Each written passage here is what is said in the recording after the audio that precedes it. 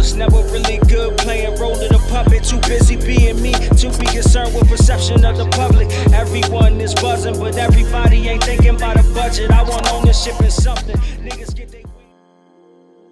Jamie was the eldest son of Dr. James Braddock and Lady Elizabeth Braddock. He was nearly 10 years older than his siblings and always felt excluded from the twins, who were very close. After he grew up, he made his name as a financial genius and was a successful race car driver as well. Braddock Industries flourished under Jamie, and the handsome, successful man was a popular figure. He was targeted by Dr. Sinney, who caused him to have a car accident, and then possessed Betsy to attack both her brothers. Jamie became aware of his brother's secret identity as Captain Britain and assisted him on several occasions. In his spare time, Jamie started to make illegal bets, and his debts piled up. This eventually led to the disappearance and presumed death of 3 of his friends when came across the First Fallen while being threatened by those Jamie had come to owe money to.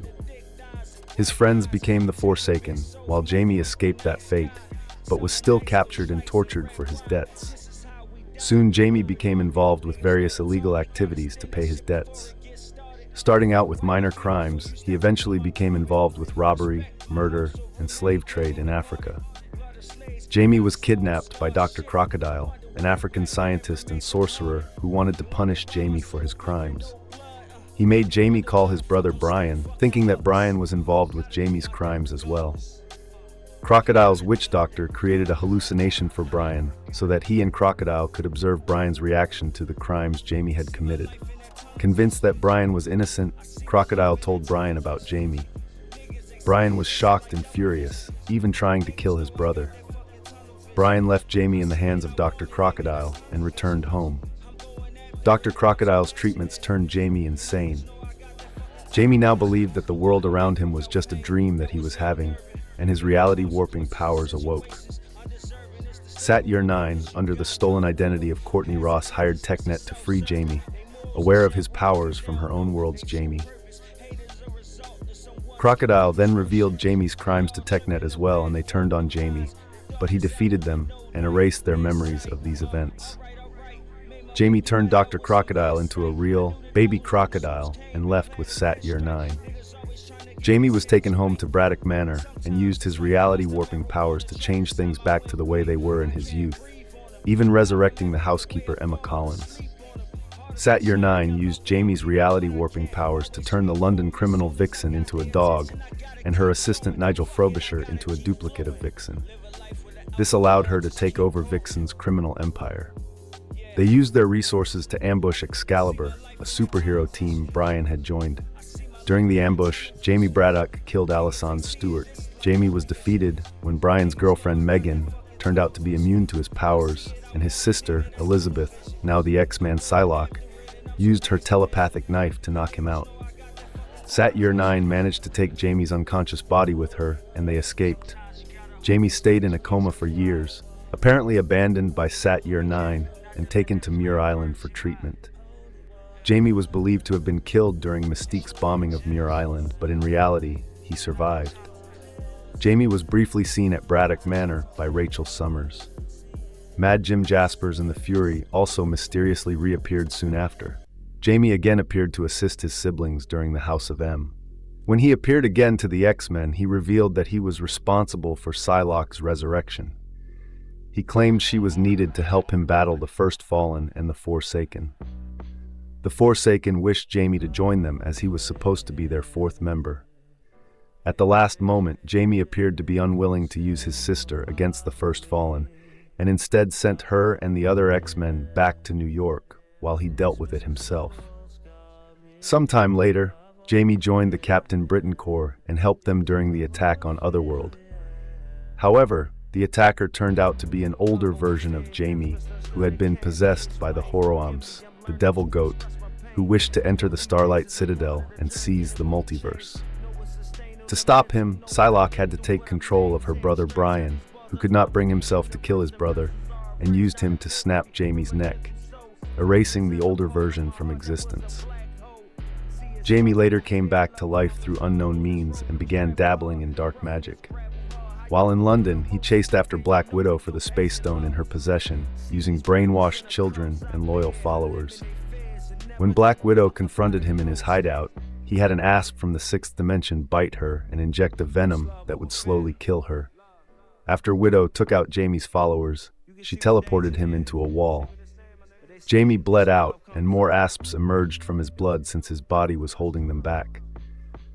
With help of the wizard Merlin, Widow dealt with the asps, freed the children under Jaime's control, and was saved from the asp venom. He later was reported dead by unknown means. Jaime was resurrected on the newly minted nation of Krakoa by the Five. Due to Jaime's familial connections to Otherworld, he was chosen for Apocalypse's plan to unite Otherworld and Krakoa by taking the mantle of Avalon's ruler, following his plans for succession. Due to their brother, Brian, being captured and tortured, relieved of his Captain Britain duties and under Morgan Le Fay's control as Captain Avalon, Betsy took Brian's Amulet of Right and took up the mantle of Captain Britain. With her new status, Betsy was able to challenge Morgan's champion, Brian, for right of rulership of Avalon. With Betsy having the upper hand with her mutant powers, combined with those of the Captain Britain mantle, she reluctantly killed him and won the battle. Jaime then revived Brian and cleared him of the mind control he had been under, all while becoming Avalon's new king. Due to his new status as royalty, he served as an ally to Krakoa, giving them access to the magical library and country of Avalon through a special Krakoan gateway for Krakoan citizens, namely Apocalypse and Exodus. Bored with sitting upon the throne, he used his powers of reality manipulation to bend parts of Avalon to his will and more to his liking, mainly for joking around. Moving on from joking to malevolence, he conjured ideas for war against the rest of Otherworld. He started to invade the lives of Excalibur by creating pocket realities and duplicates of each member as their own versions of Captain Britain, using this version of Excalibur to replace the destroyed Captain Britain Corps. The manipulation of reality hadn't gone unnoticed. Saturnine felt the incursions that Jaime created and declared war with the new Captain Britain Corps as he planned, although his plan was foiled by her and Excalibur, and the new corps was jailed. Before the beginning of the X of Swords tournament held by Saturnine, Jaime and his family were invited to stay at Saturnine's castle for preparations for the upcoming battles she would dictate. With the Captain Britain Corps escaping captivity, they decided to attack a sleeping Jaime for his wrongdoings. They were woefully unprepared, as Jaime pulled on some quantum strings when awoken by their battle cry and killed the Captain Britain version of Jubilee. While further organizing this tournament, Saturnine decreed a set of challenges that would be issued against the warriors from Krakoa and Amenth that would let either side take claim of the other's land. Due to this, the Hellions tried to cheat and kill the other team. They traveled to Avalon to meet with Jaime for safe passage, though Avalon and Otherworld, with Sinister promising Jaime his cape and a favor in the form of one clone of his choosing, with Jaime giving Sinister a gift of one of the finest ponies in the realm. During one of the challenges, Jaime was a spectator to Betsy's fight against Iska in a sword duel, but she ended up losing by being shattered into glass-like pieces, apparently dying. Although saddened by the loss, he had placed a large bet on Iska winning. Missing his sister, and her not being eligible for resurrection due to the updated resurrection protocols of the Five, he thought about using his powers to either find or revive her, only to be met by opposition from Brian and his family. Instead, Jaime called in his favor with Sinister to make a new Betsy, exactly like the old one. Later on, the Husk clone was taken over by the incorporeal mutant Malice, who tried to take her place. He was later recruited by Magneto during the Hellfire Gala, along with many other Omega-level mutants, to terraform Mars so it could be gifted to Arakko as their new homeworld.